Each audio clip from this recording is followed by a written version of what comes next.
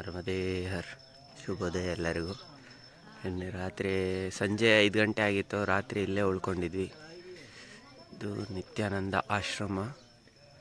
ಇಲ್ಲಿ ಯಾರೋ ಒಬ್ಬರು ಸಾಧು ಸನ್ಯಾಸಿ ನಡೆಸ್ಕೊಂಡು ಹೋಗ್ತಾ ಇದ್ದಾರೆ ಈ ಆಶ್ರಮನ. ಇಲ್ಲೂ ತುಂಬ ನೀಟಾಗಿ ಎಲ್ಲ ವ್ಯವಸ್ಥೆಗಳನ್ನ ಮಾಡಿದ್ದಾರೆ. ವಾಶ್ರೂಮ್ ವ್ಯವಸ್ಥೆ ಇದೆ, ನೀಟ್ನೆಸ್ ವ್ಯವಸ್ಥೆ ಇದೆ. ಕರೆಂಟ್ ಇಲ್ಲ ಅಂದರೂ ಸೋಲಾರ್ ವ್ಯವಸ್ಥೆ ಇದೆ. ಸೋಲಾರ್ ಇಲ್ಲ ಅಂದರೂ ಕೂಡ ಅವರಿಲ್ಲಿ ಮೋಟ್ರ್ ಇಟ್ಟಿದ್ದಾರೆ.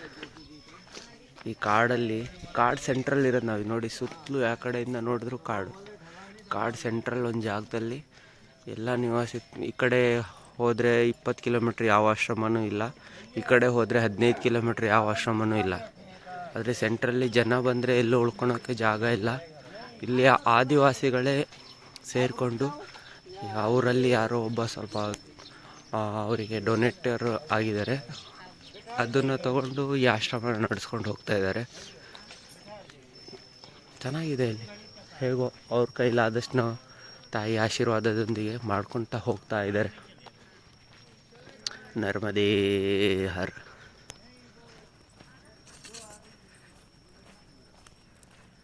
ಗುರುದೇವ್ ನರ್ಮದೇ ಹರ್.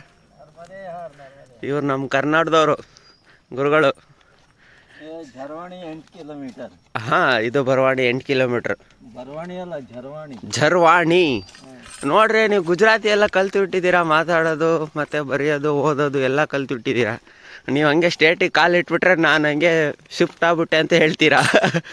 ಮಹಾರಾಷ್ಟ್ರ ಸ್ಟೇಟಿಂದ ಹಂಗೆ ಗುಜರಾತಿ ಕಾಲು ಇಟ್ಟಿದ ತಕ್ಷಣ ಆಲ್ರೆಡಿ ಗುಜರಾತು ಬಂದ್ಬಿಡ್ತು. ಮಧ್ಯಪ್ರದೇಶಿಂದ ಮಹಾರಾಷ್ಟ್ರ ಕಾಲು ಇಟ್ಬಿಟ್ರೆ ಹಂಗೆ ಮಹಾರಾಷ್ಟ್ರ ಭಾಷೆನೂ ಬಂದ್ಬಿಡ್ತು ನಿಮಗೆ. ಇನ್ಯಾವ್ದಾವ್ದು ಬರುತ್ತೆ? ಇಂಗ್ಲೀಷ್ ಬರುತ್ತೆ. ಹಾಂ, ಮತ್ತೆ ಆಂಧ್ರ ಹೋದರೆ ಆಂಧ್ರ ಮಾತಾಡ್ಬಿಡ್ತೀರಾ? ಇಲ್ಲ. ಹಾಂ, ಅದೇ ಕನ್ನಡ ಅಥವಾ ಹಿಂದಿ. ಅಚ್ಚಾ. ಮತ್ತು ನೀವು ಎಷ್ಟನೇ ಬಾರಿ ಪರಿಕ್ರಮ ಮಾಡ್ತಿದ್ದೀರಾ ಈಗ?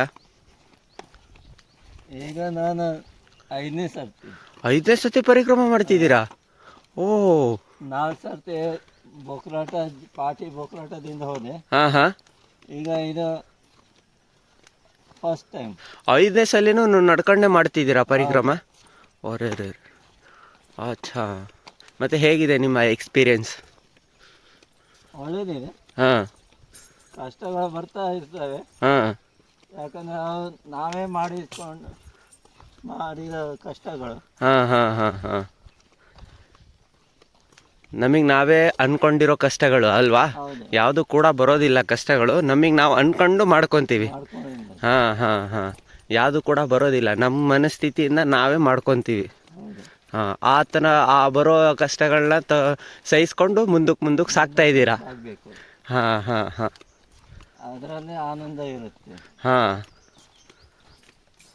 ನಮ್ಮ ಕೆಪಾಸಿಟಿ ಕೂಡ ನಮಗೆ ಗೊತ್ತಾಗುತ್ತೆ. ನಾವು ಎಷ್ಟು ನಡಿಬಹುದು, ಎಷ್ಟು ಭಾರ ಎತ್ತಬಹುದು. ಹಾಂ ಹಾಂ ಹಾಂ. ಹೌದು. ನೀವು ಆದರೂ ಈ ರೇಂಜಿಗೆ ಒಂದು 5 ಸಲ ಪರಿಕ್ರಮ ಮಾಡಿದ್ದೀರ ಅಂದರೆ ಗ್ರೇಟು.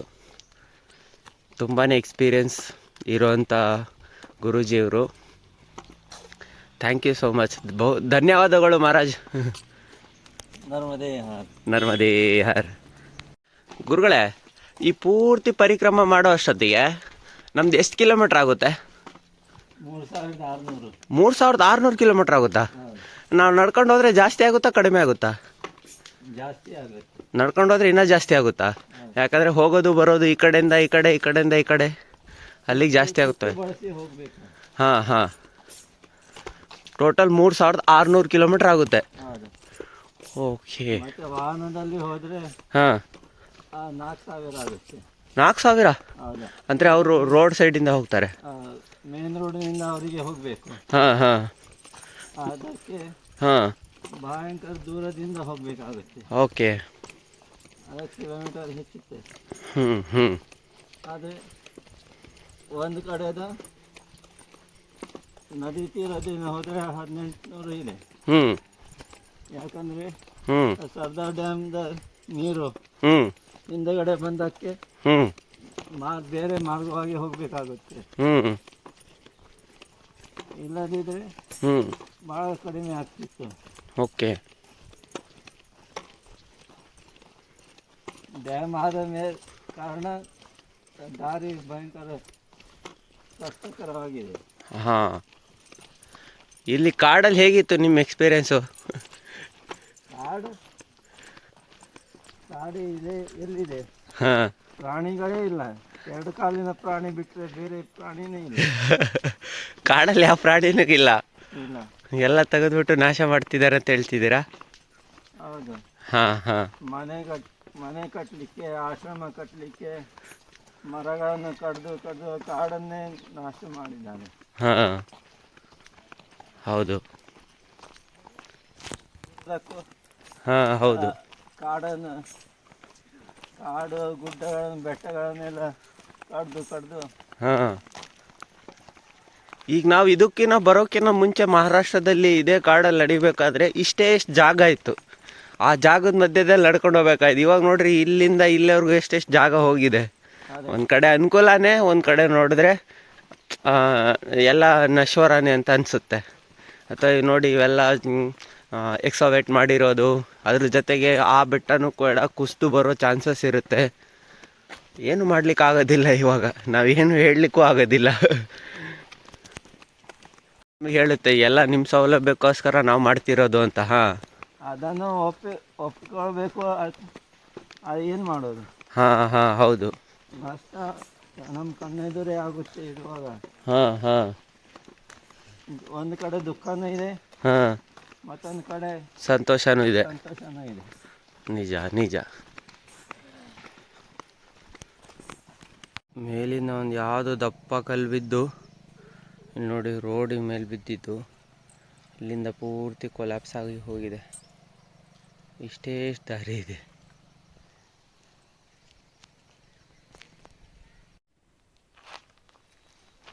ಆ ಬಿಲ್ಡಿಂಗ್ ಕಟ್ಟಿದ್ದಾರಲ್ಲ, ಹಾಂ, ಅಲ್ಲಿವರೆಗೆ ಗಾಡಿ ಹ್ಯಾಂಗಿಕೊಂಡು ಹೋಗಿರಬೇಕು.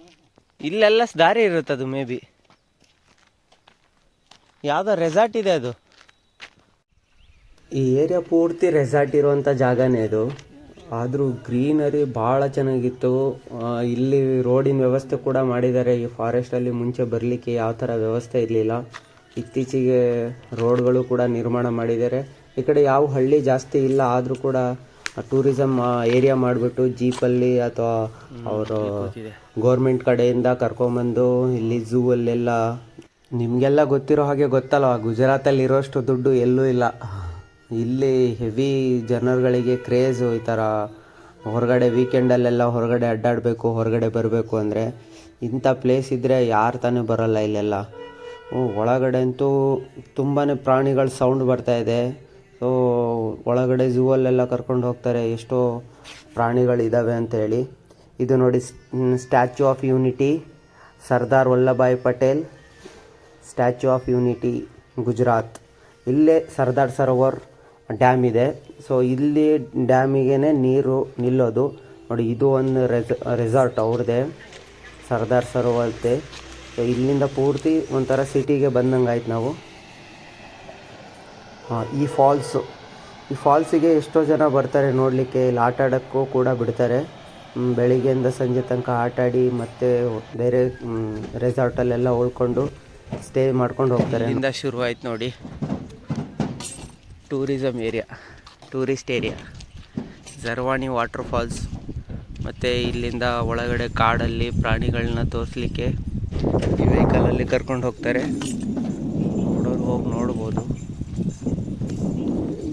ಇನ್ನು ದೊಡ್ಡ ದೊಡ್ಡ ಜೀಪ್ಗಳಿರ್ತವೆ, ಜೀಪ್ಗಳು ಬರ್ತವೆ.